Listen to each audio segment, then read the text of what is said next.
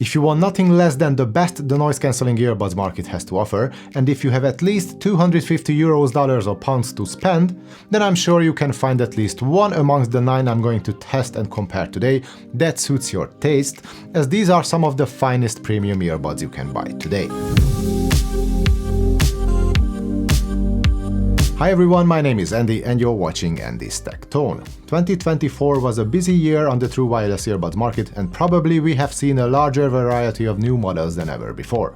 And even though not all major players came out with brand new top-of-the-line models, they all kept their current flagship offerings up to date by adding new features through firmware. So in today's video you will find a few recent ones, but also another few that have been out there for a while. What's common in all 9, however, is that each of these buds represent the best performance their respective manufacturers can deliver today. Now let me show you the 9 earbuds that I managed to gather for this test. First, there is the Apple AirPods Pro 2, which currently goes for $249 and €279. Then there is the AMIRON 300 from Beyerdynamic, which you can get for $280 or €249. The Bose Quiet Comfort Ultra earbuds can be had at a discounted price of $229, but the Euro price is still the highest of the bunch at $349. The Google Pixel Buds Pro 2 cost $229 in the US and $249 in Europe. The Jabra Elite 10 Gen 2 is $280, but it's discounted in Europe, so you can get it for a mere €200. The Samsung Galaxy Buds 3 Pro costs $250 and €260, but I've seen it for as low as $210 as well.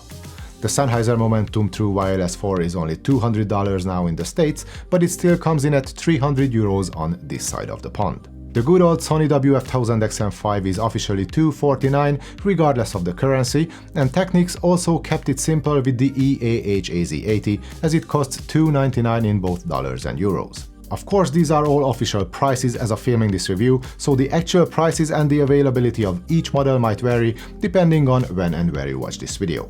Now, let's see how the earbuds actually compare and rank across different categories, starting with their design and fit. Since we talk about $200 plus earbuds, their build quality should reflect the premium price tag. And they do not disappoint. At first, the Samsung might have felt and looked a bit cheap to me, and to be frank, the LED strip along the stems does look a bit flashy too. But again, the build quality is first class, and strangely enough, the earbuds look much more premium on video than in real life. And speaking of looks, I find the Technics, the Sennheiser and the Jabra to be the most handsome, but my personal taste is probably irrelevant here. What's more important, however, is that I can hardly find any fault with the build quality of these buds across the board. Their fit and long-term comfort, however, is a completely different story. And this is where I still find the AirPods Pro 2 to be impossible to beat. However, the Galaxy Buds 3 Pro comes close, and so does the AMIRON 300. The rest is Jabra, Google, Bose, Sennheiser, Sony and Technics in that order. The Beyerdynamic and the Google Buds are the smallest and lightest, while the Technics and the Bose Buds are the largest and the heaviest. The Jabra, the Samsung, the Apple, the Bose and the Beyerdynamic buds come with oval-shaped silicone tips, while we get round-shaped ones with the others. The AZ80 comes with 7 sets of tips, which is the most generous selection, while Samsung only gives you 3. And as far as fit, I only had issues with the Google Buds, as I simply could not make them sit securely enough in my ear canals. I managed to run a few Ks with them, but I still do not have the absolute confidence in them to be used regularly for exercise. The Pixel Buds Pro 2 even have those little plastic fins, but they didn't seem to work that well in my case, and they are not replaceable like the silicone fins on either the Bose or the Sennheiser. But this is just my ears and my experience, and your mileage might vary. So with the exception of the Google Buds, I could easily use any of these earbuds for running or in the gym, thanks to their tight enough fit. Two of my personal favorites for running were the two with a stem, the Apple and the Samsung Buds, but again, the others can get the job done too. In terms of durability and water resistance, there is a wide range of IP ratings, with Jabra and Samsung being the most protected against the elements thanks to their water and dust-proof IP57 certification. But it's only Apple and Google who give you a battery case with an IP54 and an IPX rating respectively, since Jabra seemingly traded in the IP54 rating of their first-gen case for the built-in wireless transmitter in the second generation. And speaking of the battery cases, all are built to high standards with solid hinges and no squeaky plastics. My favorites are the ones from Apple, Google and Jabra. The AirPods Pro 2 case is still the most compact of them all, and it's the only one with a dust-resistant rating, a lanyard loop, a built-in U1 chip and a speaker.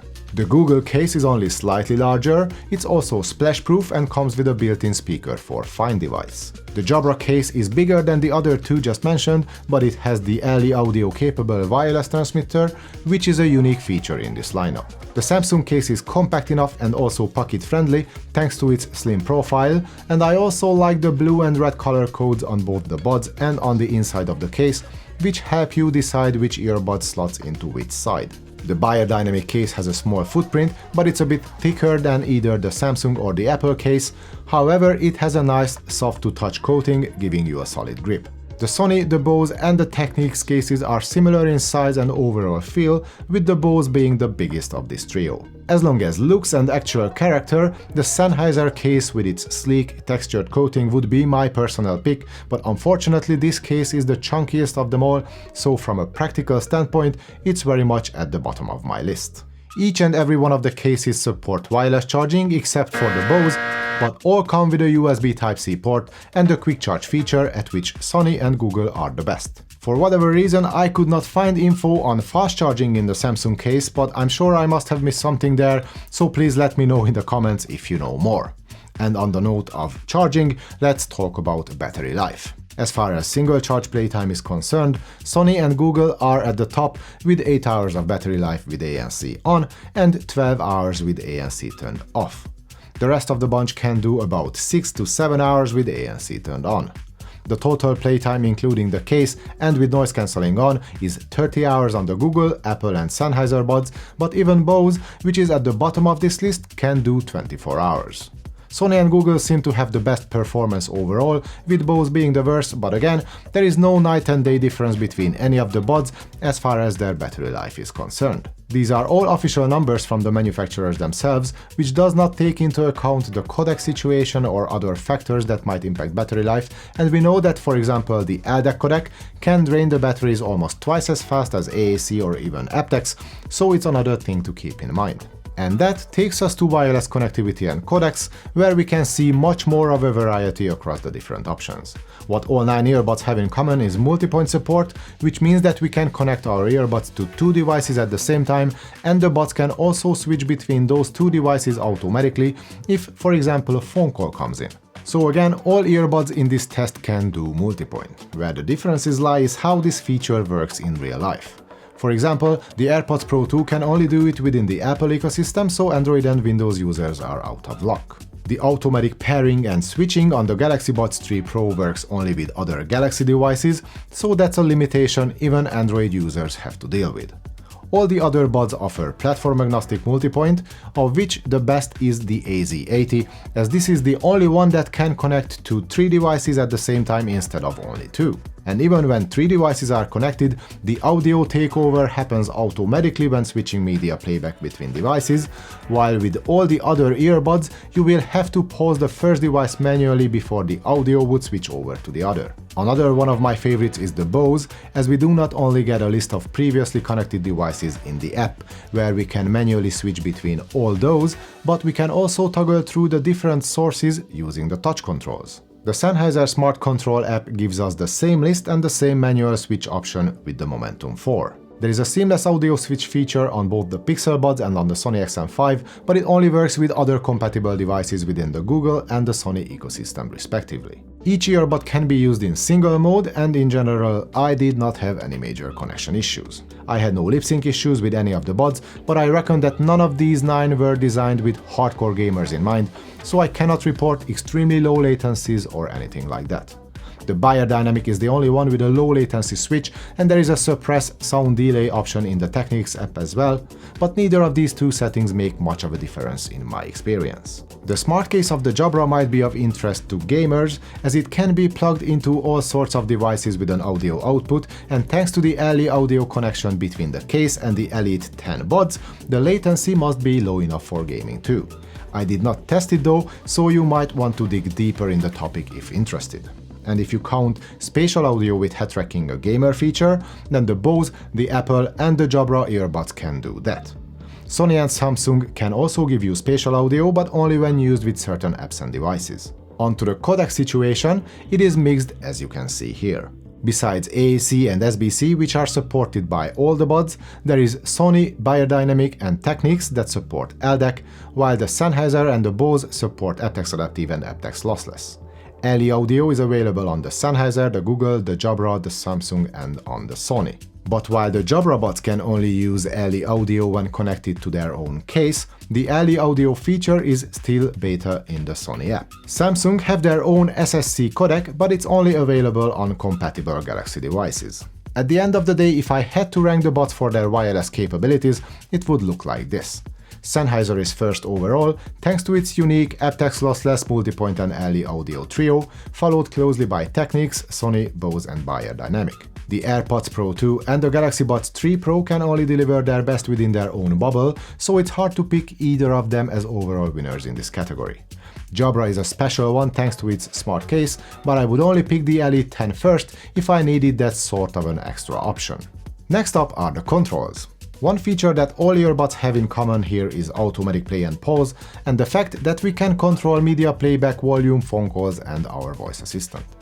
However, I would divide the earbuds into 3 groups based on how the onboard controls work.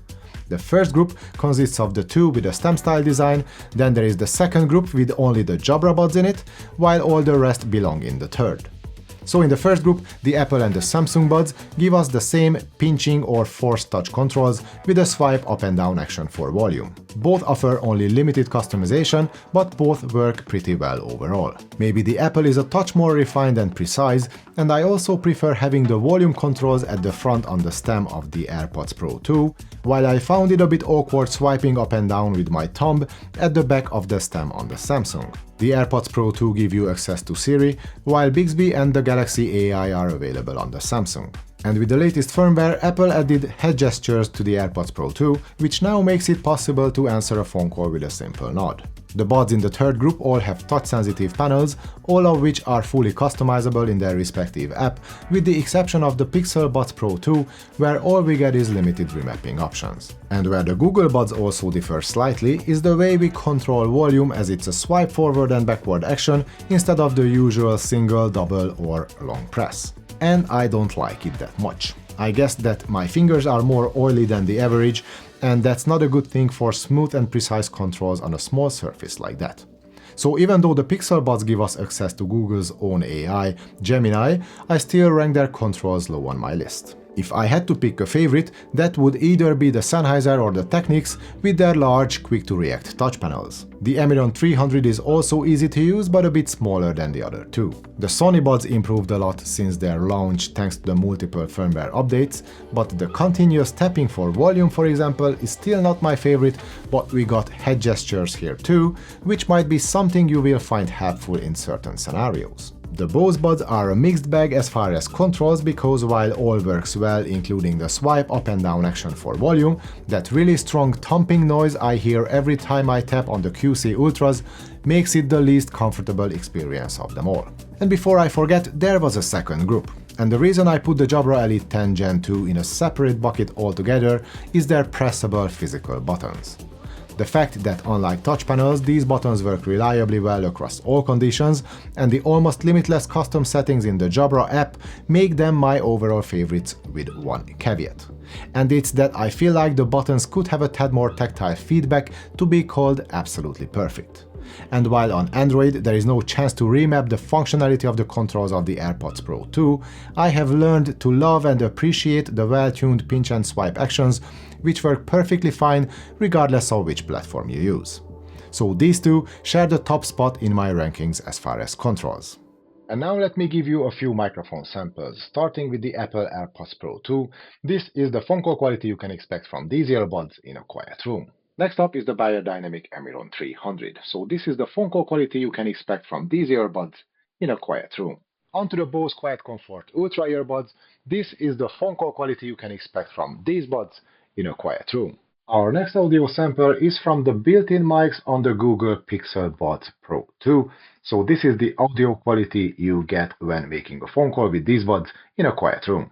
Moving on, this is an audio sample from the built-in microphones on the Jabra Elite 10 Gen 2 earbuds in a quiet room. And in case you were wondering what to expect from the built-in mics on the Samsung Galaxy Buds 3 Pro, here is your answer.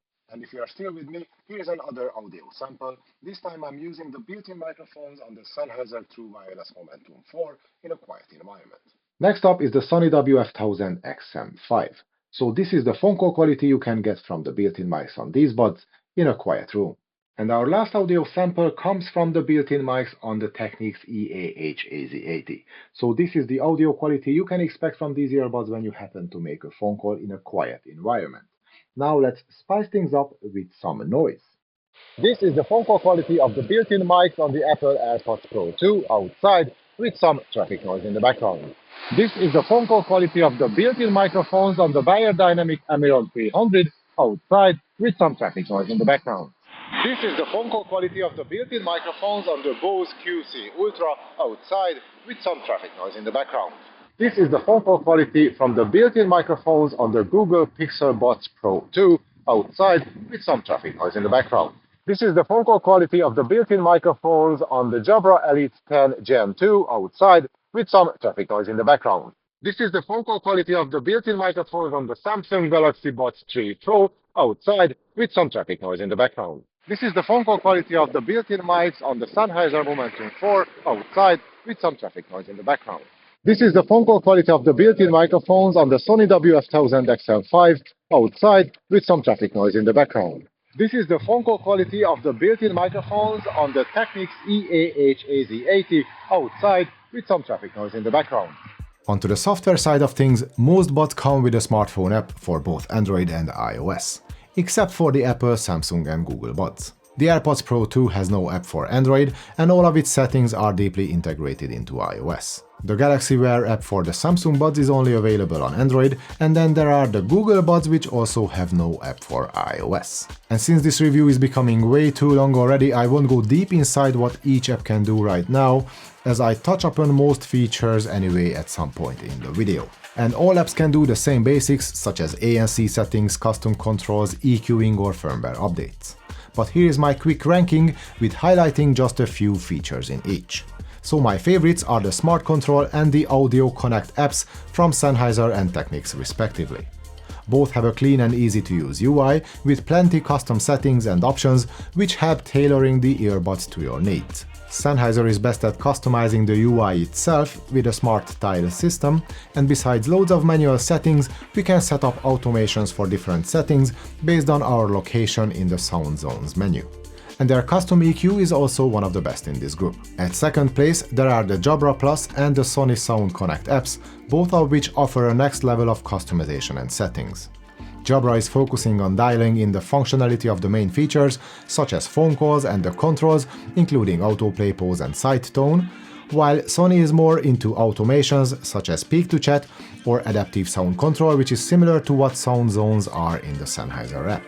And Sony also give us a few shortcuts to certain apps and services, which you may or may not use. Both Sony and Jabra offer you the option to set up a shortcut for launching Spotify straight from the earbuds, but I'm more of an Apple Music user these days, so it's not much use to me. Next up is the Bose app, with a great multi-point menu and different settings for spatial, or as they call it, immersive audio. The Beyerdynamic app delivers the must-haves only, but at least it does that with a handsome and easy-to-use UI. The Samsung app on Android gives you a nice bunch of features too, including a next stretch reminder, just to mention something the others do not have. The reason why it's ranked so low is that there is no app for iOS, and there are some Galaxy exclusive features such as multi-point or 360 audio which are not available on non-Samsung Android devices such as my own Xiaomi 14. The Pixel Buds Pro 2 is somewhat similar, as it has no app for iOS, and as such it comes with a bunch of Android-only features, like Hearing Wellness, which is a great feature if you want to track and limit your exposure to high volume levels, protecting your ears in the long run. And on the note of ear health, I'd like to also mention the new hearing test and hearing aid features, which are now available on the AirPods Pro 2 thanks to the most recent firmware update. But still, Apple being Apple, all that is only available on Apple devices. Next up, let's see the ANC performance of our contenders. The Bose QC Ultra are still at the top, but Apple can practically deliver the same performance with a slight advantage in the higher octaves, while Bose is best at taming low-pitch hums and rumbles. Then come the Google Buds, followed by the Technics. The Pixel Buds Pro 2 trumps the AZ80 as far as low-frequency noises, hence its better position. Samsung and Sony are next on the list, with better high-frequency performance from the XM5, but lower scores than Samsung when it comes to lower pitch noises. Jabra and Sennheiser are next, with similar performances overall. But while the adaptive ANC on the Elite 10 Gen 2 is a bit more inconsistent, it takes much slower for the ANC to kick in or react to changes on the Momentum 4, so I would call it a tie. Last is the AMIRON 300, with ever so slightly less impressive results than the competition. Onto transparency, it's the AirPods Pro 2 that takes the win with its most natural sound and little to no hiss. The AZ80 is a close second, with more intense highs and more hiss. But while the ambient mode is adaptive on the Apple Buds and it's very smooth and good at that, the Technics app gives us a 1:100 scale where we can dial in the strength of this feature, plus there is an extra option with more focus on human voices called Attention Mode. Third is Samsung with elevated highs and even more hiss than the AZ80. Google and Jabra are next with natural sounding highs, but filtered out bass, which makes both of them sound a bit thin. Jabra has a 1:5 scale, while Google gives you no manual settings. The Beyerdynamic app also gives you a 1:5 scale, and the AMIRON 300 can deliver a decently balanced transparency mode too, which is better than the muffled sound on the Sennheisers. The Momentum 4 buds also give you plenty of white noise, but there is a slider in the app with settings from low to high. The ambient mode on the XM5 is quiet, even at its highest setting, which is 20 on a 1:20 scale. But it's still not as muted as the Bose, which also has too much bass and quite some hiss as well. And as for their wind noise cancelling, Apple and Google are my favorites, followed by Sony and Jabra. The XM5 is more consistent across different wind directions or angles in which the wind hits the mics, while at certain angles the Jabra simply picks up more noise. Bose is next thanks to its worse performance in ambient mode than the Elite 10 Gen 2. Then come Samsung and Technics. Again, between these two, the only difference is in ambient mode, where the AZ80 picks up more noise. The AMIRON 300 is interesting as it has a wind noise mode in the app, and with that turned on, it handles wind better than the AZ80, but the overall ANC performance in this case drops a little in order to bring the wind noise down. And since the Beyerdynamic buds are better in ambient mode than the Momentum 4, the Sennheiser are last in this comparison, as these buds pick up the most noise in breezy conditions. An extra option called Conversation Awareness or Speak to Chat is available on the Apple, the Sony, the Google and on the Samsung buds. This is a feature that either brings down the volume or pauses media playback altogether and turns on ambient mode whenever you start speaking, so you can have a quick chat with someone. On the Samsung buds, you can even set transparency to be activated by a siren, giving you even more awareness while on the road. On the Momentum 4 and on the Elite Gen 2, there is no automatic switching like that, but you can tell both the Sennheiser and the Jabra buds to pause or mute music respectively whenever you activate the transparency mode using their controls. The AMIRON 300, the AZ80 or the QC Ultra can do neither of these things. Overall, the ANC test is easily won by the Apple Buds thanks to their consistently high performance across all scenarios and modes. Google did a good job with the Pixel Buds Pro 2 as well, while Bose is only capable of class-leading results when it comes to isolating you from the rest of the world, while it's rather average in all other use cases. As for the sound quality of the earbuds, I tested all of them with the default or flat EQ, the ANC turned on, and I also used the best or most advanced codec available on each. And this is the only category where I'm not going to rank the buds, as what you like in music could be vastly different from my personal taste. With that said, I will give you a quick description of the sound quality of each of the earbuds. The AirPods Pro 2 has a lean and snappy bass, fairly open mids with rich vocals and great tonality. The top end is rolled off ever so slightly, and it just has a healthy amount of crisp detail, which makes it comfortable to listen to in the long run. The soundstage is not the widest, but the imaging is precise. The whole experience is smooth and without any major issues or standout qualities.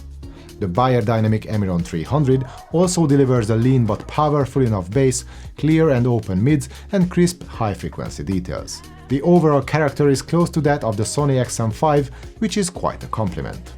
But the bass is turned down just a notch and the highs are pulled up, so it's a touch less warm of a sound overall. The mid-range is forward and vocals have great presence, which I personally like a lot.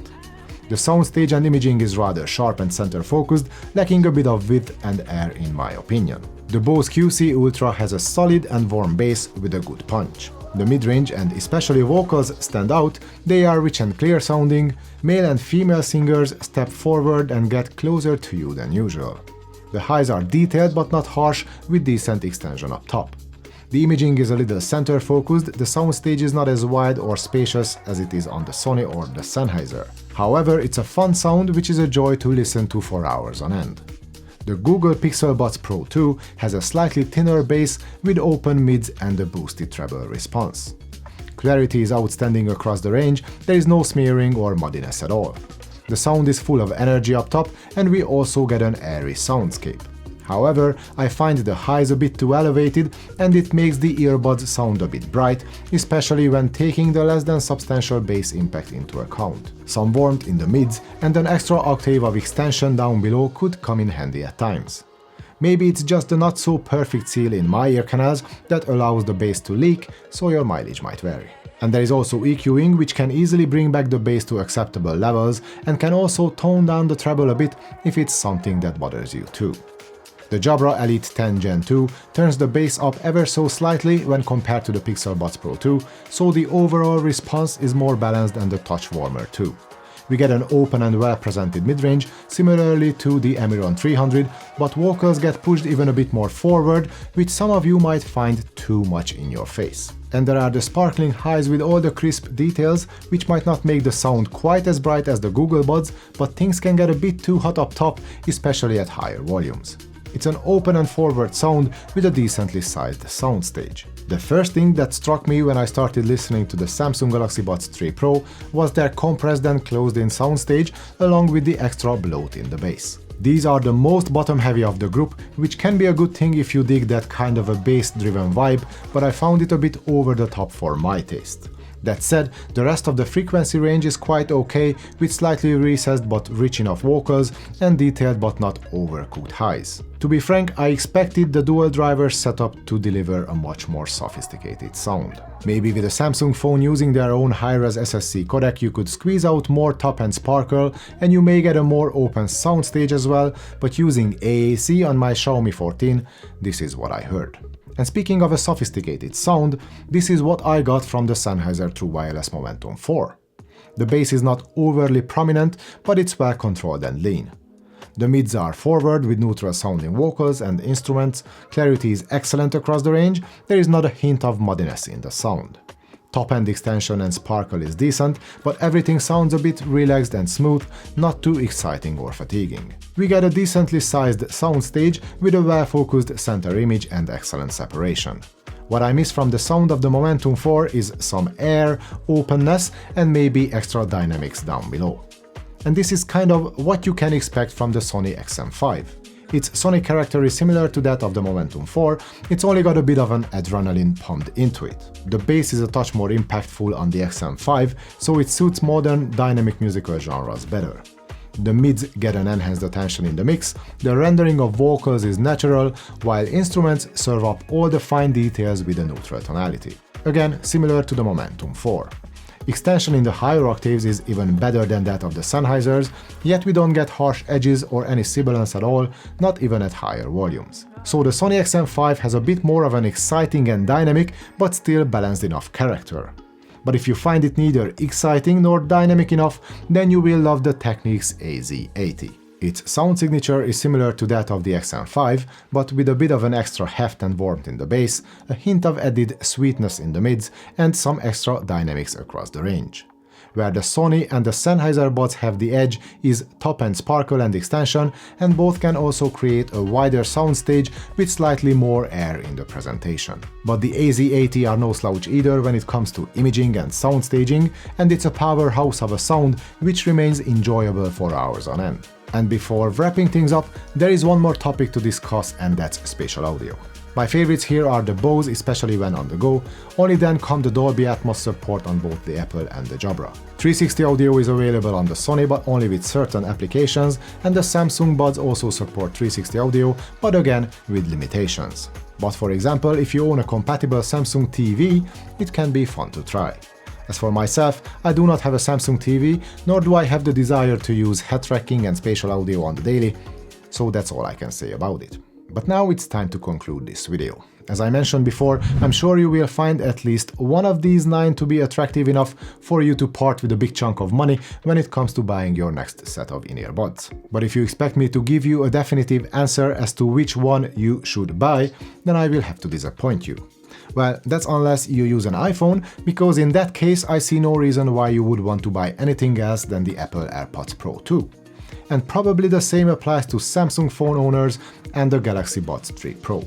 I don't understand why certain features are not available for all Android users, but if you live in the Galaxy bubble, you can hardly go wrong with these buds. And speaking of Android, there is the Google Pixel Buds Pro 2. These small powerhouses deliver a great performance across the board, except for maybe their sound quality, which needs to be tweaked in my opinion.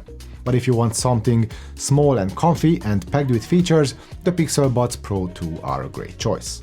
As long as you use an Android phone, that is. But then there are the Beyerdynamic AMIRON 300 buds as well, which are also tiny and comfortable with an app that works on both platforms. They might be a touch short on features, but they also pack a bigger punch than the Google Buds when it comes to your favorite tunes. Well, Beyerdynamic is a headphone manufacturer after all, so no surprise they focus on sound quality instead of features. Technics and Sennheiser are also audio manufacturers, and so are Bose and Sony for the most part. And between these 4 earbuds, there are only nuances, while none of them will lock you into either the Apple, the Samsung or the Google ecosystem. So if you want the best ANC along with a warm and fun sound, get the Bose QC Ultra.